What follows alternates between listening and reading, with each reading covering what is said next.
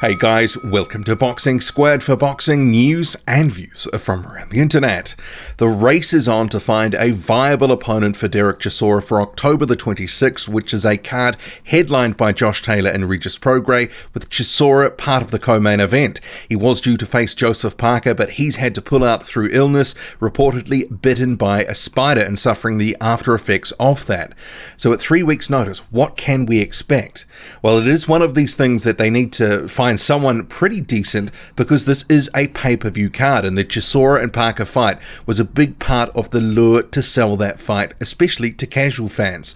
So with Parker dropping out, it does place the financial viability and the overall money that they can generate for this card at risk. So promoter Eddie Hearn, who was promoting the show, he has named 6 names that are in the mix. So he's spoken to Sky Sports, and we'll go through these different names and a couple of other possible names. But some of these, I'm not really sure how in the mix they really are, but time will tell on this. But talking to Sky Sports, he said, "We've had a number of calls from representatives of a lot of the top 15 looking to take this fight. Right now, the likes of Alexander Povetkin, Michael Hunter, Oscar Rivas, Otto Wallin, Manuel Charr, and Martin Bakole are all in the mix, and we're looking to make a decision this weekend." So that is Eddie Hearn talking to Sky Sports. And just on that first part, that they've had a number of calls from representatives from a lot of the top 15 looking to take this fight. That is something that I think is really more Eddie Hearn gilding the lily, because a lot of those names that he named are not in the top 15, but a lot of the top 15 are already booked up in fights. So I do have to question, the sort of how much of that is really true about the top 15 part of it. But we'll talk about the names that he did name. So he says Alexander Povetkin could be one of those names. Povetkin is just coming off a fight with Hughie Fury a number of weeks ago, which he won. He didn't really take too much damage in there. He didn't look great, but he got the win. There had been a lot of speculation that he could actually be fighting on the Anthony Joshua undercard in Saudi Arabia at the end of this year. So is he willing to step in at 3 weeks' notice to face Derek Chisora, possibly for shorter money than he may have otherwise got on a bigger card at the end of the year? Right now, Alexander Povetkin, from what he's been saying and doing, is looking to be on big cards. But then you have to look at, he just fought Hughie Fury, and that was super random. Why did he take that fight? It was a fight we didn't really see coming. No one was really calling for, but it happened. So who knows? Maybe he is a potential name to sort of slot in here at late notice, but that would surprise me. There has been talk Povetkin versus Michael Hunter on that undercard in Saudi Arabia, and that's quite a decent fight. I think a lot of fans would be looking forward to. But Povetkin versus Chisora, yeah, I mean, if it happened, that's a decent fight. But yeah, at 3 weeks' notice, I'm not sure Alexander Povetkin would pull the trigger on that. And the next name, Michael Hunter. He has certainly expressed an interest in fighting Derek Chisora after the news came out from Eddie Hearn. He actually came out on social media, see here on screen, basically saying, "Give me a call." And Michael Hunter has taken short notice fights before. At about 2 weeks' notice or so, he stepped in to face Alexander Ustinov late last year. But then he did have another opportunity to be a late replacement opponent in December of last year. That would have been on the White Chisora rematch, and that would have been against Carlos Takam. But he turned it down at the time and effectively said, "Look, this whole sort of jumping in at the last minute, it may not actually be the best thing for my career. Let's have a proper camp, and then I'll face Carlos Takam." And that fight never came off. So would Michael Hunter at 3 weeks jump in? There's part of me that says yes, he would, because the exposure would be good, and this is the sort of next step up, I believe, from the fight against Sergey Kuzmin, and he may see this as an easier prospect than facing someone like Alexander Povetkin.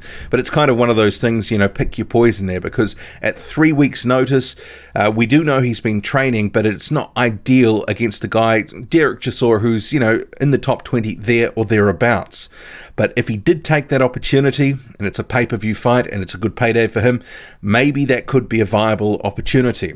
But obviously that's likely to put him out of the running for the Anthony Joshua card at the end of the year, which that rematch with Andy Ruiz Jr. is going to be a very, very big card.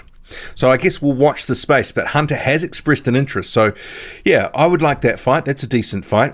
And the next name, Oscar Rivas. As we know, he fought Dillian Whyte on July 20th in London, so he has some experience in fighting in London, but the circumstances around that fight, and especially ahead of it, with a reported failed test, a UCAD test from June, which was never disclosed to Oscar Rivas, there was a panel that was held hours ahead of the fight that cleared Dillian Whyte to fight, and Rivas never knew anything of this.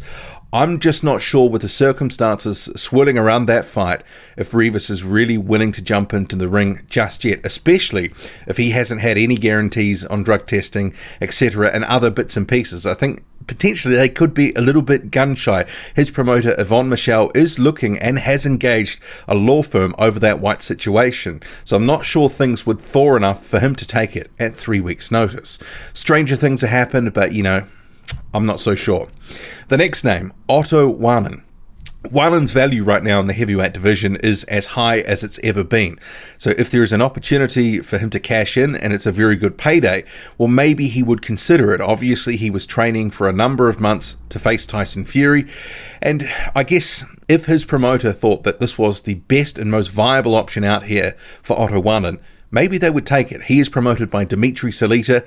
If it's a very big payday and they can sort of ask for a bit more than they otherwise would have gotten, and in these circumstances at short notice, they may be able to do that, especially if it helps save a pay-per-view.